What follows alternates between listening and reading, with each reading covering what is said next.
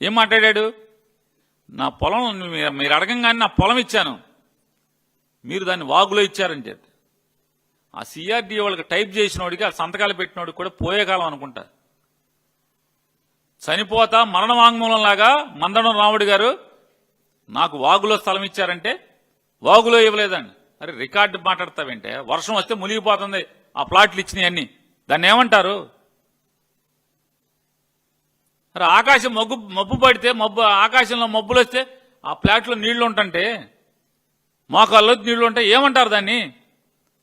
వాగులో ఇచ్చావు మనకేమంటారు? రికార్డులో వాగులో ఇచ్చి కూడా ఉద్యోగం చేద్దామని నువ్వు జైలుకి వెళ్ళిపోతారు బాబు. మీకు అర్థం కావట్లా.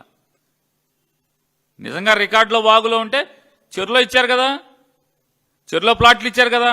ఖచ్చితంగా ఎవరెవరు సంతకాలు పెట్టి చెరువులో ప్లాట్లు ఇచ్చారో, రాజధాని అమరావతి రైతులను మోసం చేశారో, రికార్డులో చెరువు ఉన్నోళ్ళని పట్టాలు ఇచ్చినోడు ఎవడున్నాడో చూద్దాం ఏం జరుగుద్దో. గుణశేఖర్ బాబు ఎత్తుకెళ్తాడో చూద్దు, కానీ కంగారు ఎందుకు? వాగులో ఇస్తారా? ఇంకా బొంకుతున్నారు. జరచ్చు కదా సిఆర్డీ వాళ్ళందరూ రాజకీయాల్లో. అరే మరణ వాంగ్మూలం ఇచ్చాడు, సిగ్గు లేకుండా సంతకాలు పెట్టి ప్రెస్ స్టేట్మెంట్లు ఇస్తున్నారు మీరు. నా ఇల్లు వదిలేండి రా బాబు అని చెప్పాడు. అరే నా పొలం లాక్కు దెబ్బారు కదా, నా ఇల్లు వదిలేండి అని మాట్లాడుతూ మరణించాడు.